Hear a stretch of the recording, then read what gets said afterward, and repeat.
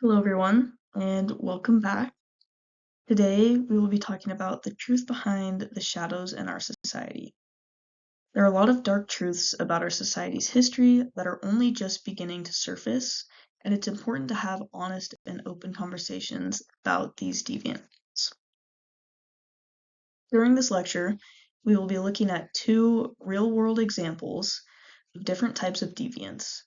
We will also be applying theories from our textbook to each example to help us understand potentially why these acts of deviance occurred in the first place.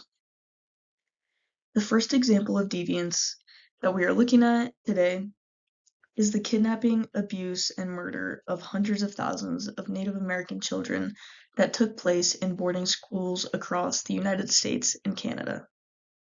To give us a little background information on this, from 1819 through 1969, Native American children were forcibly taken from their families and sent to boarding schools very far away from their homes.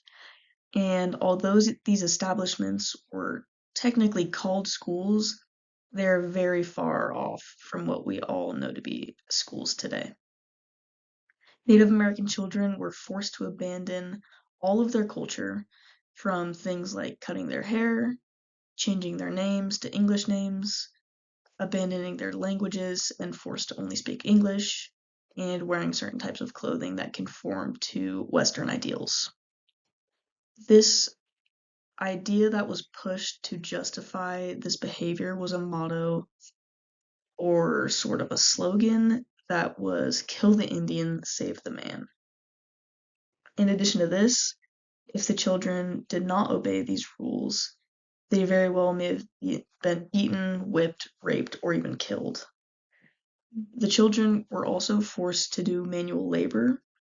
Oftentimes, this was very gendered, so the boys would be forced to work on the railroads, make bricks, tend to the farms, and other physically taxing jobs, while the girls would cook and sew garments. And these schools were used as a tool for cultural genocide and eroded many Native American cultures and communities, and these Native Americans are still feeling the effects of these schools today. So now that we know a little bit more about these boarding schools and the types of deviance and abuse that took place in them, we can now apply a theory from our textbook to better understand why this deviance happened. The theory that we're applying to this example help explain why the adults from these schools treated the children so harshly is the social control theory.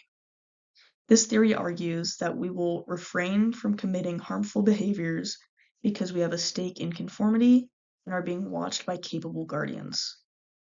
In other words, we don't want to stray away from the norms of society because we don't want the people around us to deem us as different or bad, so we end up conforming to the rules and norms.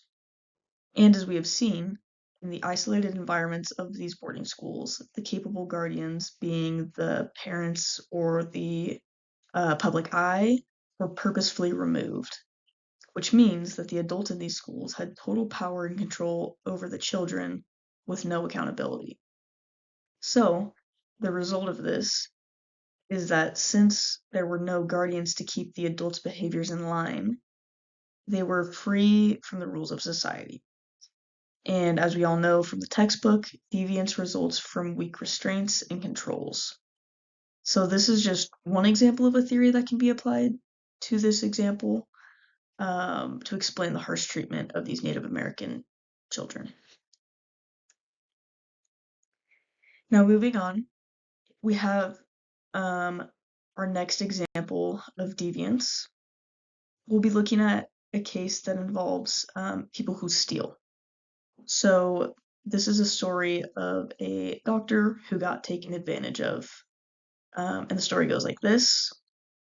Anthony Flores, who is on the left of this picture, and Anna Moore, who's in the middle, pretended to be this doctor's caregiver and friend to steal nearly $3 million from him.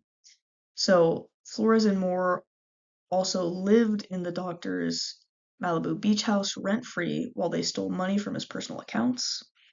The doctor was a successful investor as well and had a bank account with over $60 million, which Flores and Moore attempted to take from the doctor.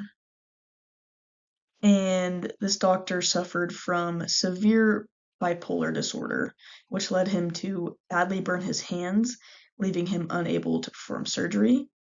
Um, this happened shortly after the couple had just met him, and when they did first meet him, his mental state had deteriorated significantly, and they took control essentially over his life as a whole, as well as his personal finances. And this all took place in September of 2017. After an arrest due to a mental breakdown, Anthony Flores agreed to bail the doctor out of jail in exchange for signing over his powers of attorney. So, from 2017 to 2018, the couple slowly started transferring his money into their own accounts and essentially prohibited anybody from coming to visit the doctor at any time. Um, People like his mother, his sister, friends, caseworkers all tried to visit him, but were essentially denied access or any sort of communication with him. The couple also gave the doctor drugs like ketamine, marijuana, mushrooms, and LSD to further incapacitate him.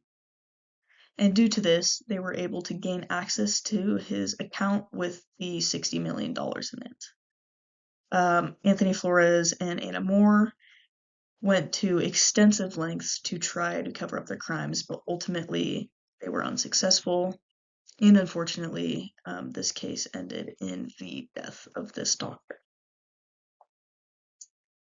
So, now that we know the background information of this case, we can look at a theory that might explain why this type of deviance was committed. Now, I want to address that I'm fully aware that there were multiple types of deviant acts that occurred within this case, but for the sake of this lecture, we will be focusing on the act of stealing. So, the routine activity theory best fits this case, and this theory is composed of three main components, being a motivated offender, or offenders in this case, a suitable target, and the lack of a capable guardian. And the theory argues that deviance occurs when all three of these things are present. So, for this example, we know that the motivated offenders are Anthony Flores and Anna Moore, who were looking for a way to live rent-free, essentially, while obtaining money and wealth without having to work or have a job. And according to this theory, the doctor was the perfect target. He was incredibly wealthy and extremely vulnerable due to his mental illness, which made him easy to overpower and manipulate. And as for the absence of the capable guardian, which is arguably the most important part of this case, the couple intentionally denied anyone who wanted to visit the doctor, which isolated him from any sort of guardians that may have been able to protect him. And again, this is not the only theory that can be applied to this example, but it gives us a deeper understanding of how routine activity theory can be seen in real life. As we finish up today's lecture, I want you all to recognize that deviance is not just about individual bad choices. Both of these examples we looked at show us how deviance typically occurs when there's a power imbalance and no guardians around.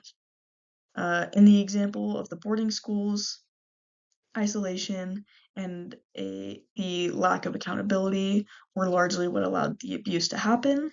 And in the case of Flores and Moore, motivated offenders, suitable target, and no capable guardian created an opportunity for deviance to occur. So, in conclusion, we can see the way that different theories can help explain different forms of deviance. And by doing this, we can watch these patterns and hopefully work towards ways to prevent them in the future. Thank you all very much, and we will see you next time.